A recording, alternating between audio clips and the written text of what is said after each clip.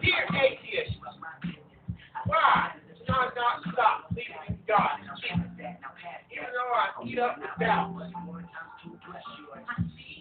Have me believe in it, have me doubt. But I've had too many things in my life happen.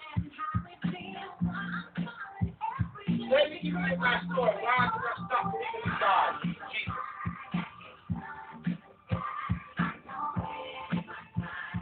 All the experiences that I've had, answered prayer.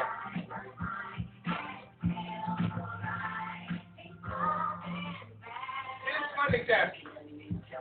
1988, at the winter time, the basketball game at my high school, Mount Carey Christian Academy, upstairs,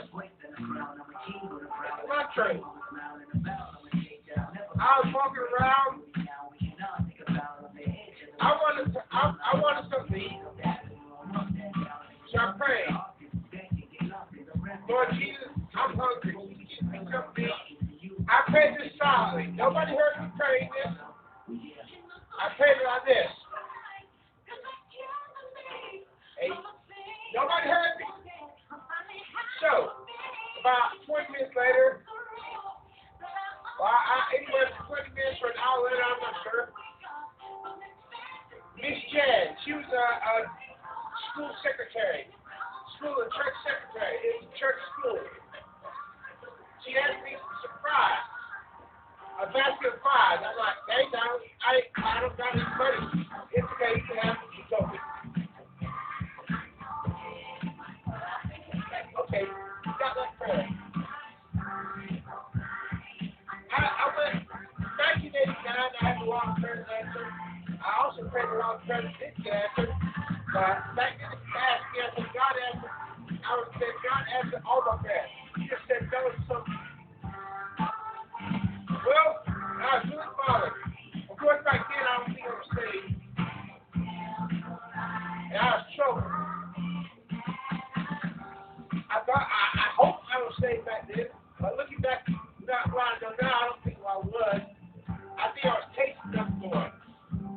I was hoping I was saved. I asked Jesus to save me many times. Been baptized when I was 12. So I want to know one night, in 1989, spring of 1989, I saw this friend, and we were at West Side of Greenville Baptist Church, Sunday night. Well, I prayed silently within myself. Lord, are you the one who answered my prayers, or is it a coincidence? I'm going to go out to that altar. And if you send somebody out to pray with me, then I know it's you that answered my prayers, not coincidence. Well, I went up to the altar when they gave the invitation. Nobody came out to pray with me. So I was going to go out. Now, I got home that night, and my niece was there. With my mom, my dad, my brother, and they're, I always told, and these was my spiritual confidant. I always told us, when I doubted my salvation, I brought her into my background and told her, and Dee, I prayed and asked Jesus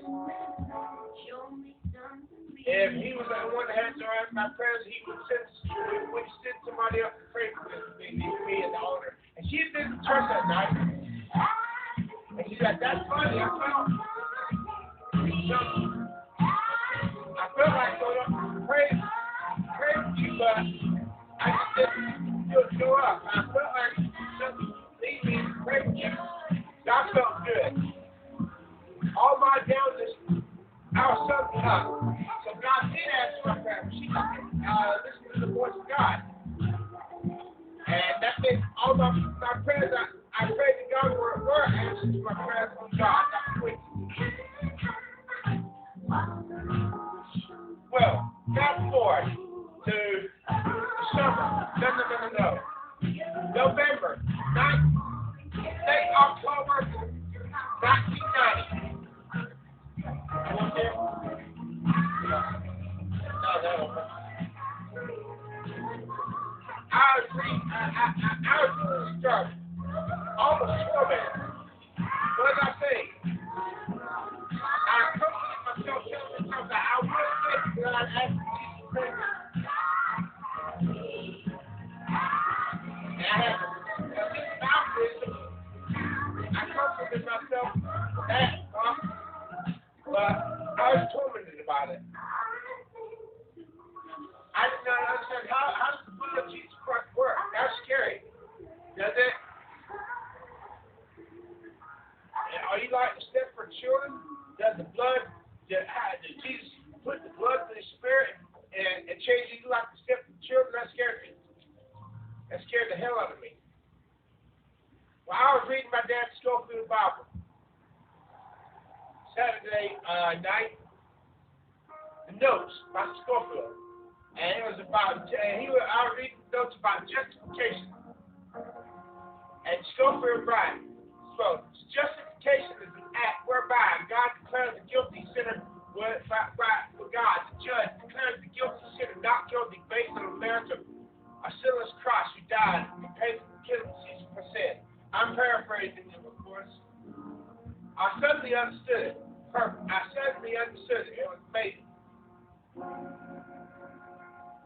Well, a week later, I was in the pizza hut. And I lost my keys. I lost my car keys. It was midnight. I looked all over for the thing. Apparently, I couldn't find them. I asked everybody, have you seen my keys? Nobody could find them. So I called my pastor, Pastor G. Wayne King. His parents got answered.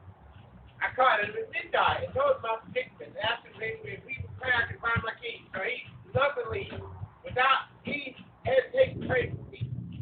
Well, about 10, 15 minutes later, I looked on the counter, beside the cash register, and there are my keys.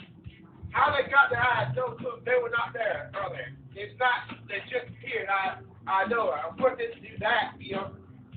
And all of a sudden, that made me remember the good old days, a year before, where I had all those answered prayers. Well, the next morning, November 4th, Sunday, I was in church. The weather was beautiful. Wayne King was preaching a sermon called Even Peter's Count. And I found myself asking Jesus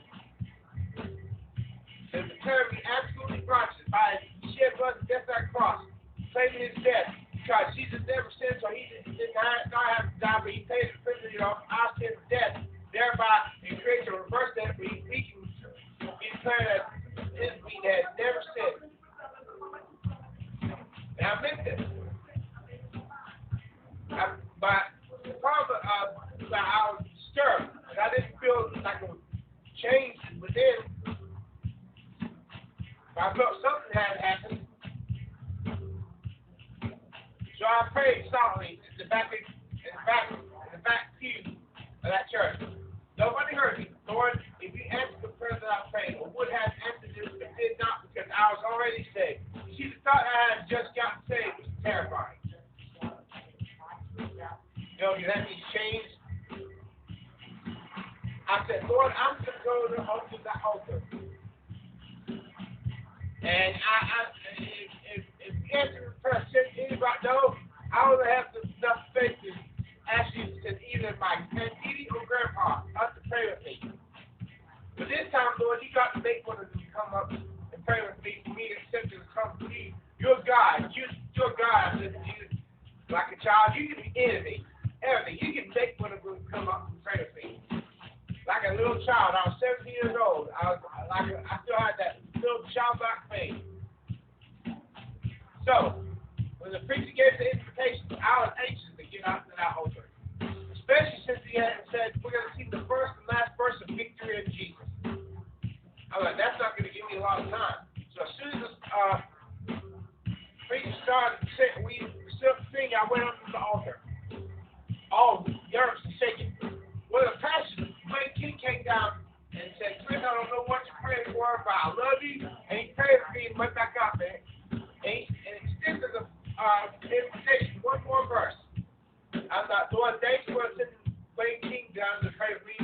That was not either Aditya or Grandpa.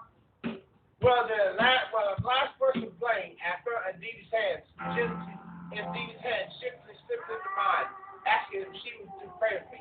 I was shook. I was literally shook. Slightly traumatized. This happened.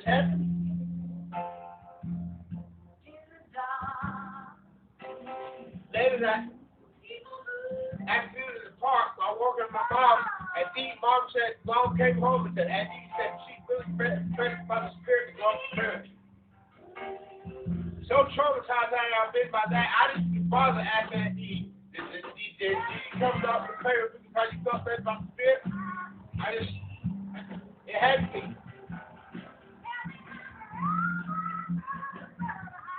My grandpa would say, stop doing that day. I was telling Brett Lake the story to him, but he said he had felt like going up and praying to me like this, but that's the time God on his part because he didn't ask somebody to pray. Yeah.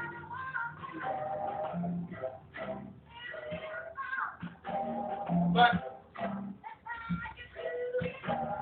I can't give up on God. You know, why is there something?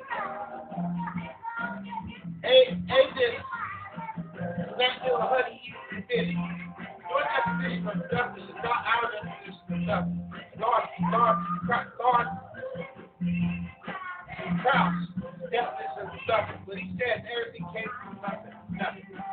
So that concept of justice is something. The true definition of justice, Aristotle's definition, 2,000 years ago, nothing is the rock shit. Nothing is what rock shit about. And atheists, you're telling me that atheists don't want to believe the universe came from nothing.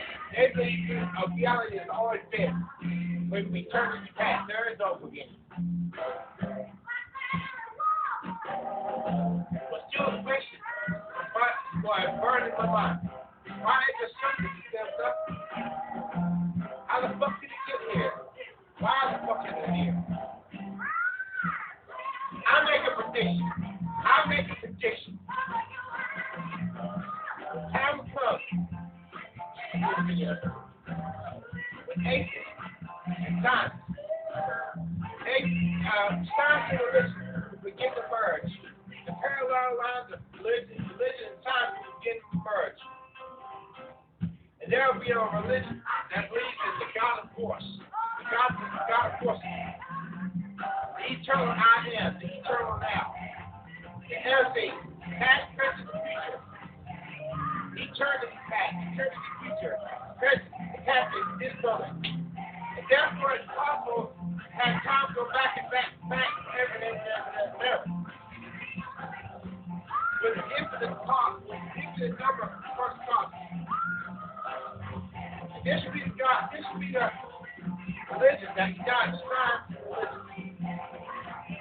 But it will be a counterfeit religion.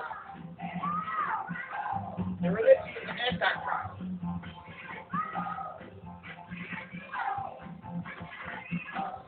Science and religion will merge in life, believe that not so much in God, but this cosmos, in the mind of the soul, in what you call it?